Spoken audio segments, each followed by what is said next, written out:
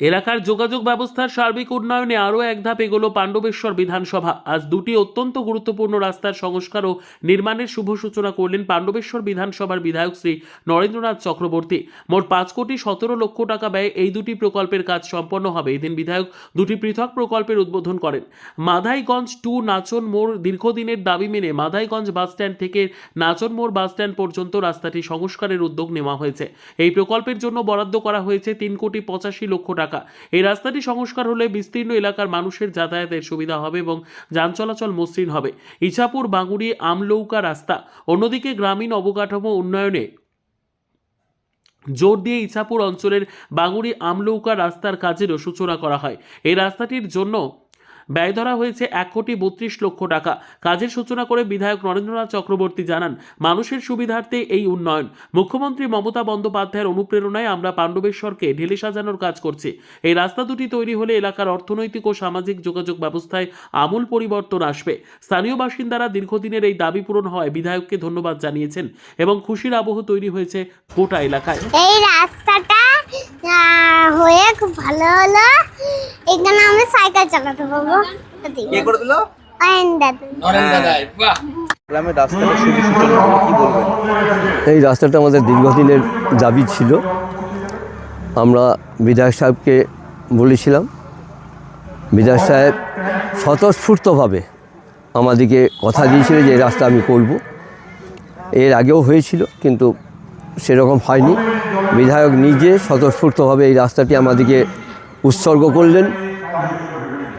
এই রকম কর্মবীর মানুষ, আমি ওনাকে কর্মবীর বলি।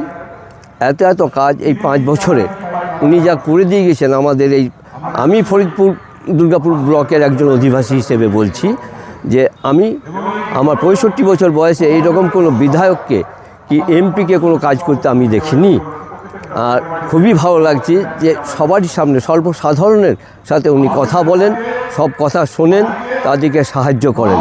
আমরা খুবই গর্বিত যে পশ্চিমবঙ্গে এরকম একজন বিধায়কের সান্নিধ্যে আমরা বসবাস করছি।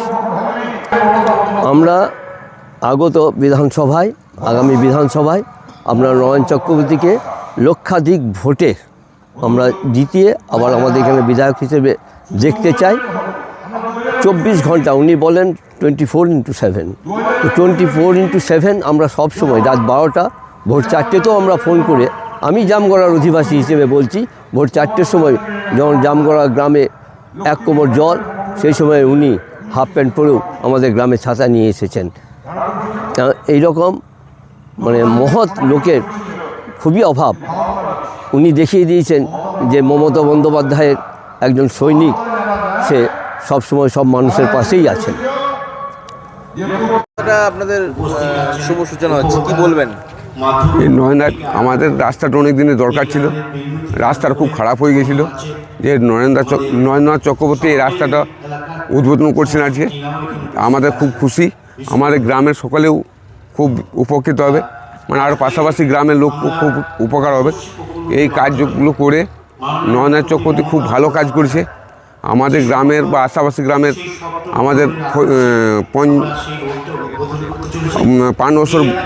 পাণ্ডবেশ্বর বিধানসভায় সব কাজ উনি করেন এবং উনি বিপুল ভোটে জয়লাভ করবেন।